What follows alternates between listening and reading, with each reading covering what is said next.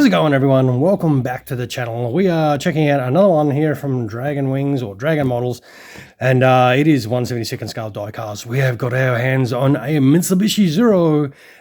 This is a Type 21, Type 22.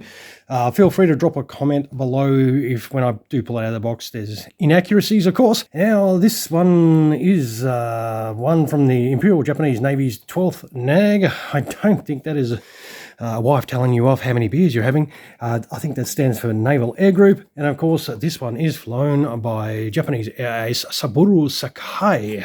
He was a Japanese air ace who would actually survive World War II and he with 28 aerial victories according to Japanese records, but may well have been a lot higher as the Japanese weren't really focused on individual tallies and markings like on their aircraft and stuff like that. Now, actually, Sakai would fly in the Imperial Japanese Navy's last wartime mission on the 18th of August when he would attack two B-32 Dominators flying recon to make sure Japan was compliant with the August 15 ceasefire.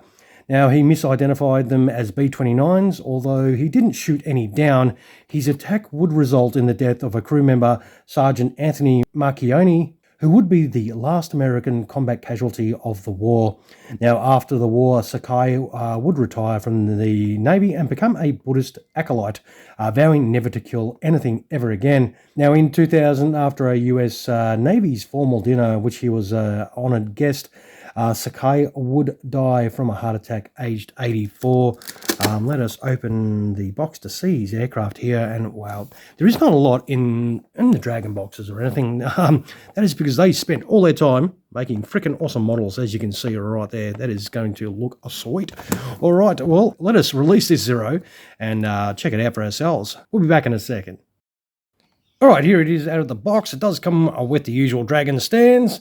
And we'll get this open. All right. And there is that beautiful looking aircraft sitting in there. It does come with the landing gear options for gear down, propeller we need to affix, and a tank. Let us get this out first and have a little look at it properly, and then we'll quickly assemble it. Let us see these details. We'll zoom in a fraction, of course. Man, how cool is that? Check out all the rivets and the inking.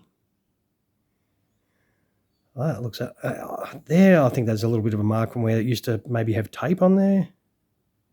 That is no big deal for me. As I said, this is a second-hand purchase, so that is the only way you can really get these because, as I usually say, sometime in a video whenever I do a Dragon one, they don't make them anymore, and I wish they did because I really do. The details are absolutely beautiful.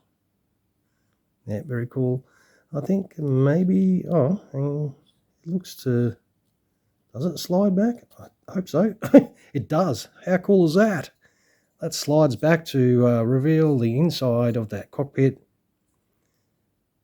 Man, it's got a little bit of detail on the gauges as well. That is nice. Yeah, very cool.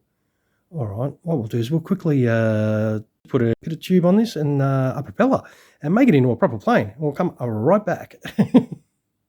Alrighty, very straightforward. You just put your tank on and you just put an aerial on the back there, and then of course you put a tube in the wing, and that is a job done for this beautiful looking Zero in flight. You put your propeller on as well, which spins absolutely fantastic, and of course in flight you want to put it on the stand, don't you? So that is your stand, stick it in there, and that is your Zero in flight, looking absolutely fantastic.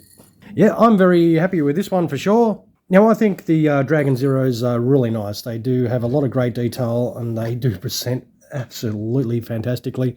I might just take that off for a moment and we'll do see if we can get these out. Oh, I can imagine these are going to be a pain. Oh, really tight as well. And you know me, I don't have long nails or anything like that. Check out that. How small is that? We've got to put the little gear bay doors in. I didn't get instructions with this, so hopefully I am doing it right, because they can go in any way, I suppose. We should be able to put the tank back on, hopefully. Very nice. And we'll put the main gears in. They don't roll, they are in a fixed position. Nothing rolls in regards to that, but they do go in pretty nicely, and that does look pretty cool. Gear down, of course.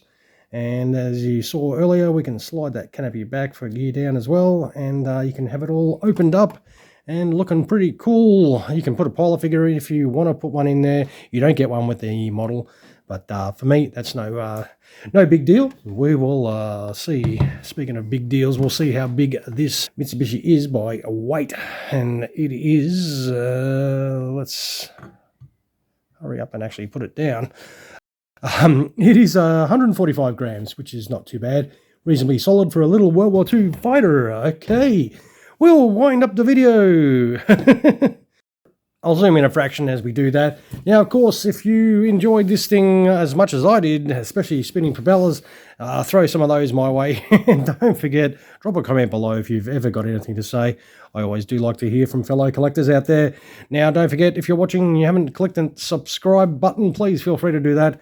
And I'll take photos of this, throw them on at the end of the video, and you can check out this in a bit more detail without my sausage fingers all over it, of course.